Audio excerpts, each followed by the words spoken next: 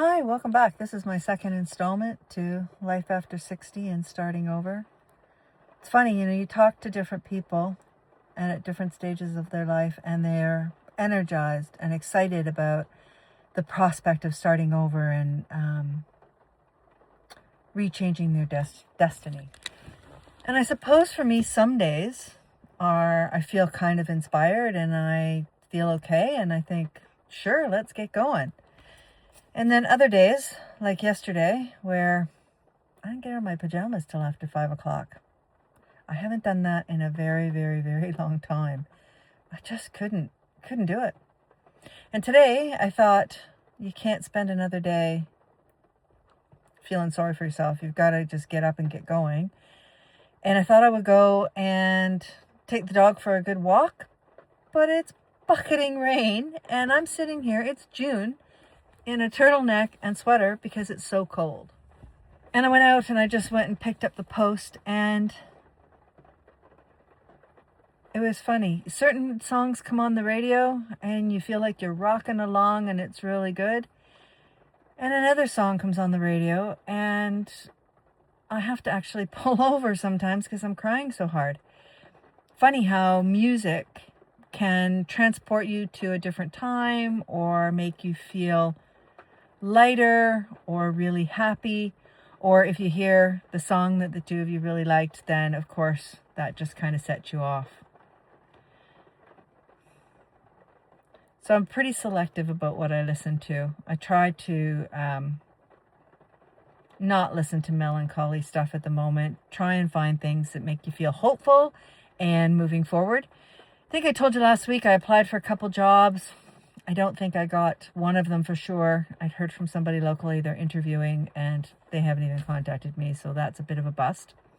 The other job is big multinational out west, and the likelihood of hearing from their recruitment process will be defined by their global standards, and those things, they take forever, so I'm not too stressed about that. On the upside, I did hear from a former colleague of mine, and they've asked me if I would be interested in doing some short-term contract work. And it just means I have to work their hours because I'm in Newfoundland, as far east in Canada as you can go, and they're elsewhere. That it means that if I do this work, if it does pan out, I'm going to have to sleep later in the morning and stay up later to try and compensate for their work hours.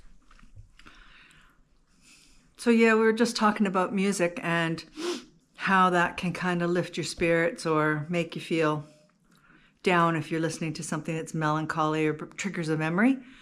It's also funny on days like today where it's just gray and really gloomy, and I kind of woke up thinking I needed to get my A into G. And all I really want to do, as you can see, I've got the fire on behind me. It's only 16 degrees. I'm frozen. And I know 16 isn't cold, but it feels cold. When it's gray and gloomy, it just feels colder. I think if it was sunny, I would think that 16 was warmer. I also find on days like this that I'm hungrier. And so, I'd rather be out doing stuff and being more active because that kind of cuts back on just wanting comfort food. Yeah. So with the food thing, we talk about, I think eating properly is really good. I think it's essential. It's important when you're young, and I think it's also really important when you're older. You don't process nutrients the same way. I don't eat as much as I used to, but I need to make sure that food is reasonably decent quality. Up until this house, we were about 70% self-sufficient with our own fruit and vegetables. We lived in New Zealand. It wasn't that hard to do. Here, I have a greenhouse, but I have decided to not put it up right now while I'm still trying to sort out what I need to do. See my little friend? There's my little friend, keeping me company on a day like today. I think with the food, I look at what I'm spending right now on groceries. And last week I spent $35, and it was primarily just some vegetables because I have lots of meat and things left over from before when it was two of us. And everything, of course, I cut the meat and it was in packages of meals for two people.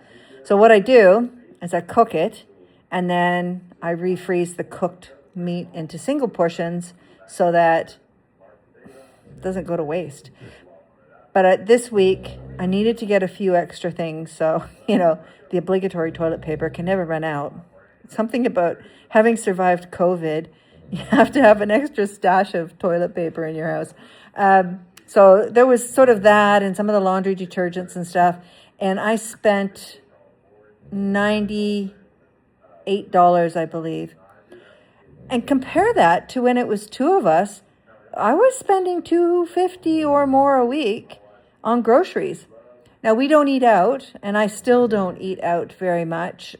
I think I've eaten out twice since I moved here, once with my husband and once with a lady down the road. And that's since March 3rd. And there's a new restaurant in town, so we had to just go check it out. It was fun.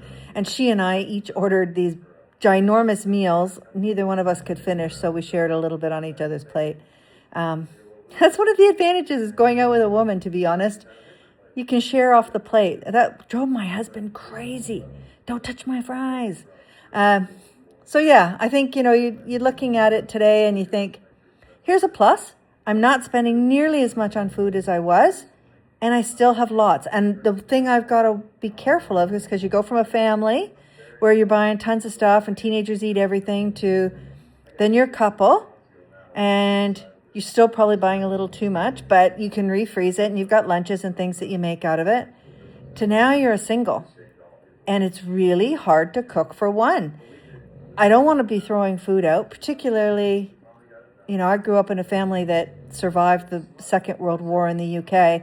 So you don't waste, make, do, and mend. And, my grandmother was always great at saving her sugar till the end of the month to make cookies. And she'd make cookies, and those cookies had to last for a month.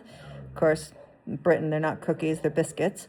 So yeah, I just find that my grocery bill is next to nothing. But it's really important that you eat properly, that you're not just eating junk food. I thought that I would try the single serve frozen meals and that those would help. I could just add a salad to them. I tried that for a couple of meals and they were absolutely awful. So maybe I just haven't found any. So if you know and you're doing the whole single thing now where you're a solo cooker and you've got some great ideas, pop them in the comments. Remember, this is a learning two-way street between us. I'm just recording how I'm going with the hope of helping someone else. So I was thinking, this whole starting over thing. What's really important? You can do a whole lot of stuff. You can change a whole lot of things. But I think the number one thing you need is your health. And if you don't have your health, you can't do anything else. So today, I moved 2.5 tons of stone and cut the lawn and put some little fencing things in. I don't like to exercise for the sake of exercising. I have done the gym for years and years where you go and you get in the treadmill and you do a whole bunch of stuff, but really, I don't, it's boring. So, I like to walk around the pond with my dog. And here's the stone I moved today.